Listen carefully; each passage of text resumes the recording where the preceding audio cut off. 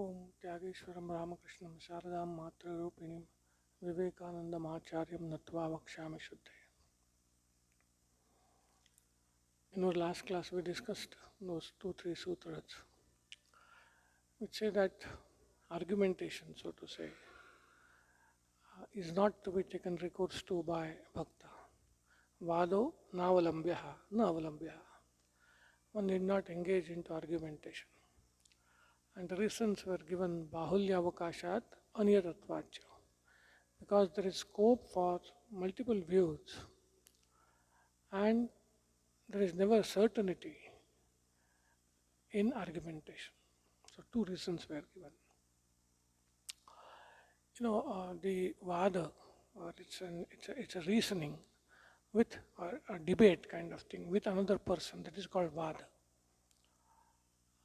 So a bhakta, when it comes to mukhya bhaktas or parabhaktas, they don't need all this unless they have a mandate. Like Bhagwan Shankaracharya, he had a mandate, so he engaged into vada with other opponents.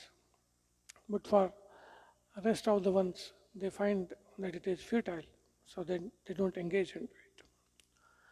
That is about mukhya bhaktas or parabhaktas, those who have attained the goal of life or are about to attain the goal of life. But for Gauni bhaktas, like most of us, sometimes some people do get into this kind of vada to prove their point, or sometimes they are challenged by other persons. So they engage into this kind of vada. But we have to understand that this kind of engagement in debates, it reeks of egoism and borders on arrogance. We do it only to prove our point, to defeat the opponent. And obviously we go astray. We stray away from the main purpose of life, which is to develop devotion. It is not our business to convert other people to our opinion. For that there are different people, different class of people. God will take care of that. So we need not get into that business of converting other people. And there is no need to prove our point. Secondly, this also betrays a lack of faith. Sometimes lack of faith in what we believe in. When I don't have faith, when I'm not sure about what I believe in, then I want more people to support my view. And hence, I engage into debate. So that is second danger into it. And the third one is possibly I might get influenced by the views of the other person. If I start debating with an atheist or agnostic, every chance his ideas might rub off me. So that is another danger into this kind of debating. And Narada gives another reason, bahulya avakashat. When I'm trying to debate, the idea is that my view is the true view. Now, this itself is wrong, because say vada is to establish a mata. Mata is within the range of mati, buddhi. So I am limiting the Lord to some idea of my intellect. And that is limiting the Lord. Lord cannot be limited. So when one is engaging in debate, one is, so to say, committing that mistake of limiting the Lord, forgetting the fact that there is bahulya avakasha. There is scope for plurality. There is scope for various views of the same truth, all being equally true, all apparently appearing different from each other, but all equally true, and all equally potent to lead an aspirant, to lead a sincere aspirant who has faith in that view to attain to the same goal that I am trying to attain. So various aspirants holding different views about the truth, sincerely holding and progressing through their paths, will reach the same goal. Swamiji gives the example of various radii meeting at the center. Apparently, they start from different points, they have different directions, but their goal is same. So this fact is forgotten when one undertakes such debates, because implicit in debate is the fact that, or is the understanding that my view is the only correct view, others are wrong. That is implicit in debate. So Bhakta should not commit that mistake. It's not good for his or her personal life, you see. Then one becomes very small minded, fanatic, one even may become. And of course, Lord comes to the heart, that is Udara, not to a small heart. So that is personally not good for us to say that my view alone is true and others are wrong.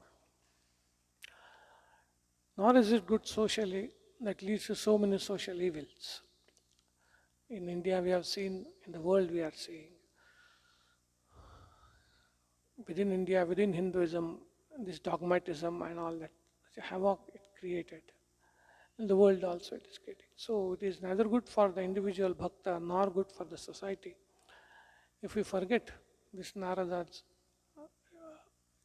reason, that is Bahulyavakasha. There is always scope for plurality, for multiple views of the reality.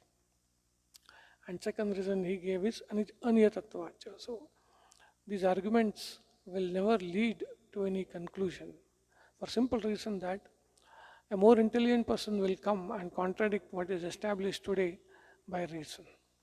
More data will come that will contradict.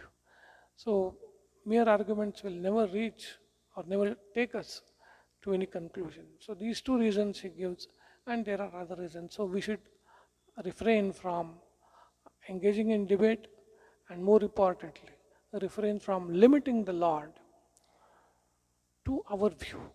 That is most important. We should not limit the Lord, limit God to what we perceive to be true.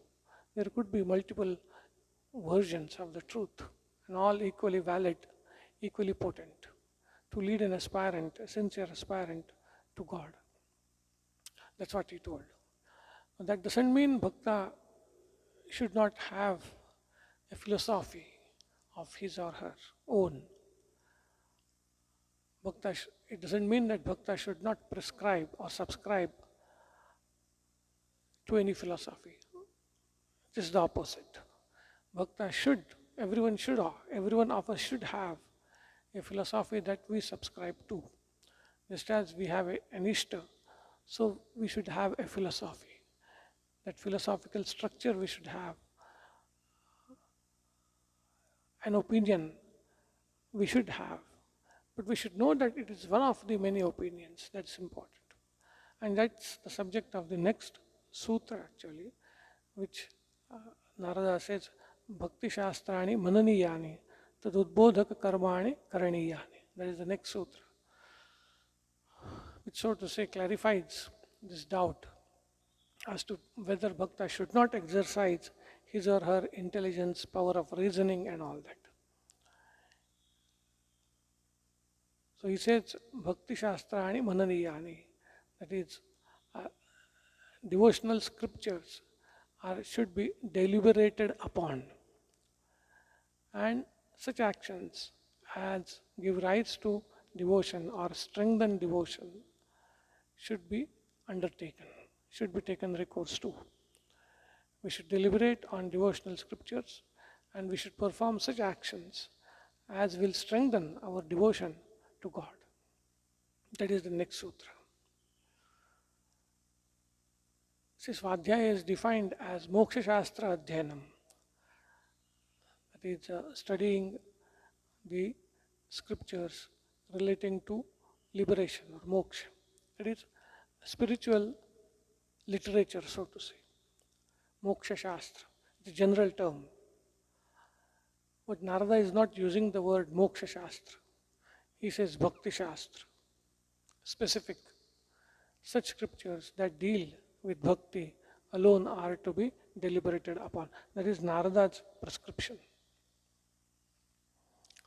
Perhaps he is wary, afraid that in the initial stages, if a parent starts reading uh, such books which are counterproductive in the initial stages for development of bhakti, then that growth of bhakti will be stunted. There are certain philosophies of the Upanishads, valid philosophies accepted by tradition, something like Ajatavada. Now, see, that philosophy says that from the highest standpoint, of reality, Paramartha Satya, there is no world, there is no creation at all. There is no bandha, there is no mukti. There is no creation, so there is no question of creator. There is no question of bound jiva. Now, it is a philosophy. It is a very valid, authentic philosophy which has its parampara based on the Upanishads. Now, if a devotee in the initial stages reads this, there is no scope for that devotion to grow at all. Perhaps that's the reason, that is one of, even you find Sri Ramakrishna also forbidding his disciples to read certain books except Narendranath, Swami Vivekananda.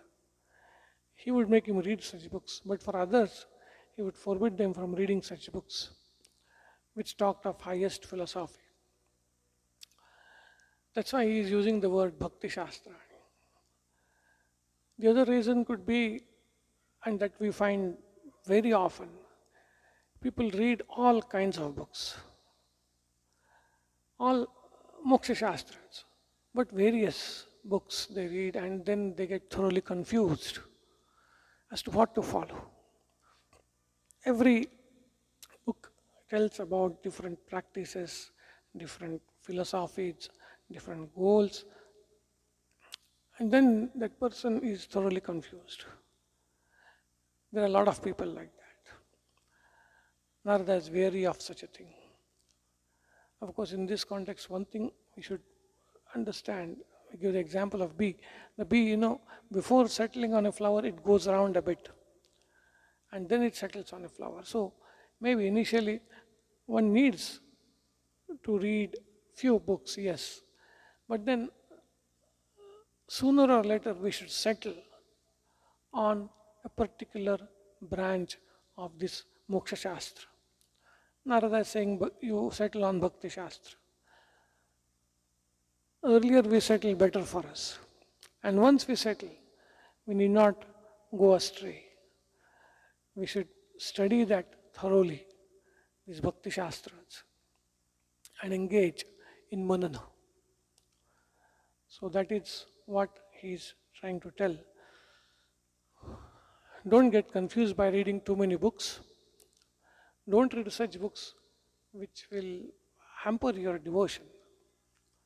Read Bhakti Shastra. That's what he is telling. And of course, books by agnostics and atheists are out of the pale of Moksha Shastra. So those are anyway not necessary to be read at all.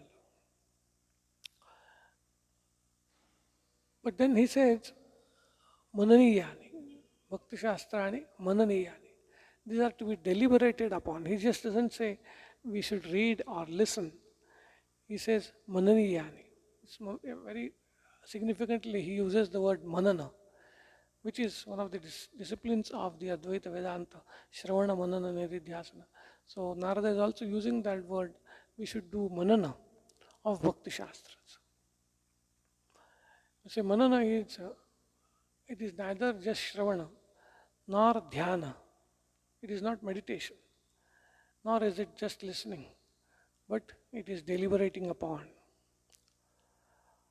So deliberation is analytical as well as synthetic, or you say analytic as well as synthetic in its nature. Analysis in the sense we try to understand a particular point. But then as we go through, we should try to synchronize, synthesize whatever we are reading and assimilate the whole thing. That is where the synthesis part comes. And that is where the doubts come. Read something in one place, read something in another place. We should try to put 2 plus 2 together. We should try to assimilate it. And when we try to assimilate, the doubts come. That's where the reasoning starts. That's where we need the help of other people. Pariprashna. That is what Gita calls pariprashna. A very genuine pariprashna comes after listening and manana, deliberating on it. Then a genuine pariprashna question comes, a humble question comes. We are at our wits' end to understand the thing. And all this assimilation is for 2 reasons. One is to form a complete philosophy for ourselves. And secondly, to live our life in the light of that philosophy. That is most important. Why should we have a philosophical frame of our own? That is so that we can lead our life in the light of that philosophy, in the wake of that philosophy. We should be able to lead our life. Revered Ranganathanji Maharaj used to say, what is the source of strength? Or what are the sources of strength? There is a food and philosophy. These are the 2 sources of strength with which we live our life. Food gives us physical and mental strength to some extent. Philosophy gives us moral, mental, spiritual, intellectual strength.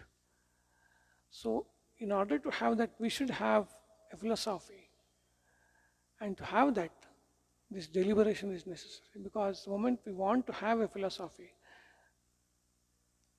and to live our life in the light of that philosophy, so many questions will come. That is what is manana.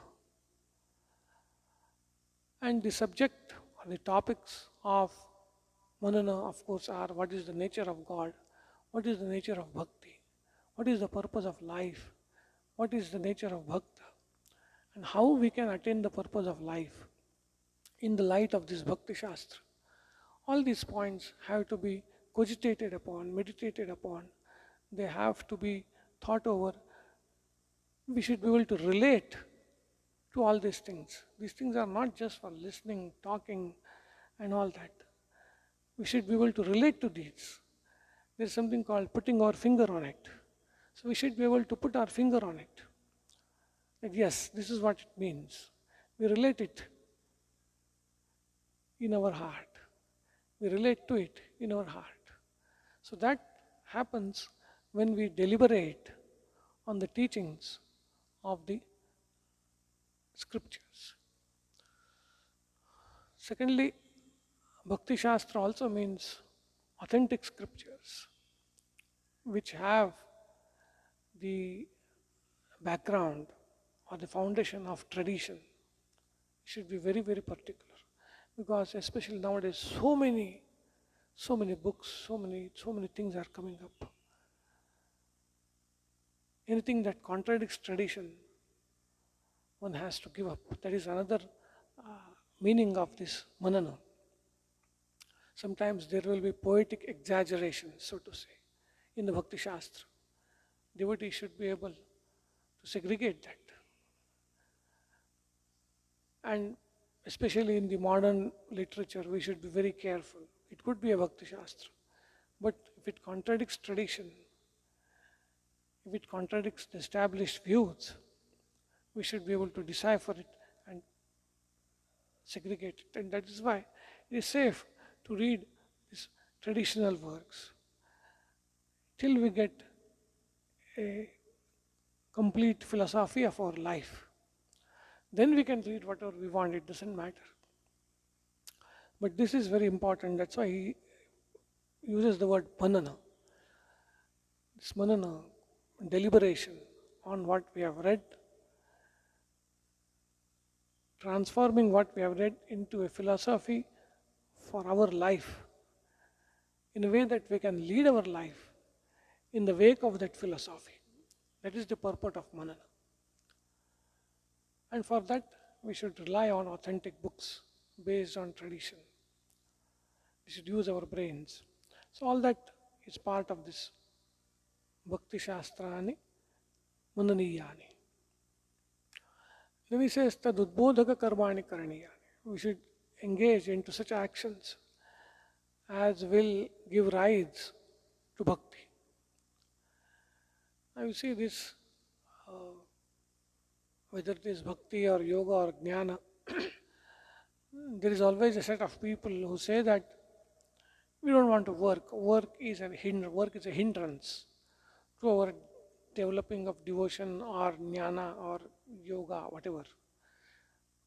In all branches of philosophy, in all spiritual streams, so to say, there is this class of people who abhor work, who look down upon work as an obstruction, hindrance in spiritual progress.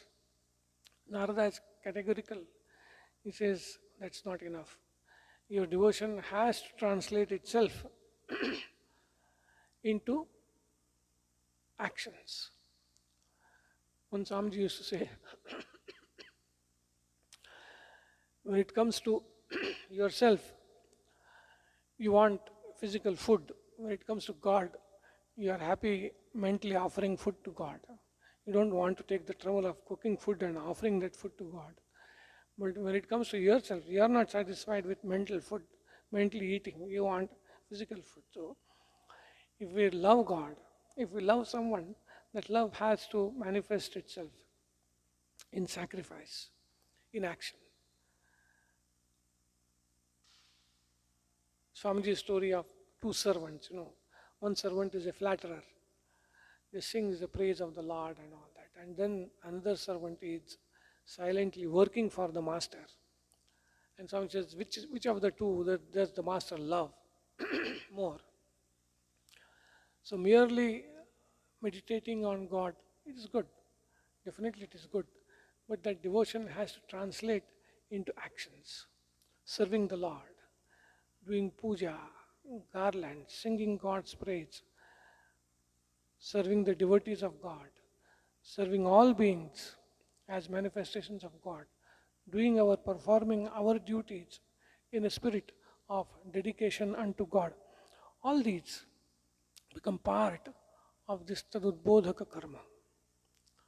And these have to be undertaken. Bhagavad Gita, of course, Sri Krishna is never tired of pointing this out. He says that even for a moment, a person cannot live without working. Even sustenance of life is not possible without work. So long as one has sense of ego, sense of doership, one is eating, one is taking bath, one is changing clothes, one is attending, then what is the harm in serving the Lord? A stage may come when one becomes unaware of one's own body. And then such a person need not engage in devotional actions, so to say, actions that give rise to devotion.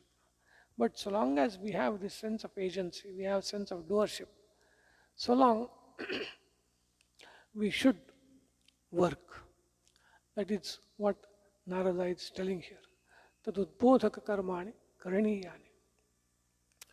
Only when we do that, these actions, they strengthen our devotion. See, it's a wrong conception that work will distract us. No, that's not true. Yasvindriyani manasa niyamya ravate arjuna karmendriyai karma yogadam asakta savishishyati. One who engages in karma yoga through his organs of action, by controlling the sense organs, he excels. That's what Sri Krishna says. The distraction doesn't come from work per se. It comes because of the fickleness of our mind. It is because of the drives that we have in our mind. If work in itself were a distraction, then Buddha wouldn't have worked, Shankara wouldn't have worked, Swami Vivekananda wouldn't have worked. So work in itself is not a distraction. It is the restlessness of our mind. It is the weakness of our mind which is the cause of distraction. And we carry it wherever we go, whether we are working or not. Work, on the contrary, will help us identify these distractions and control them. So work definitely is a great help in spiritual life when it is undertaken in the right spirit. So that's what he is telling. Tadodbodhaka karmani karaniya. Right. Om Shanti Shanti Shanti. Hari Om Tat Sat. Sri Ramakrishna Arpanamastu.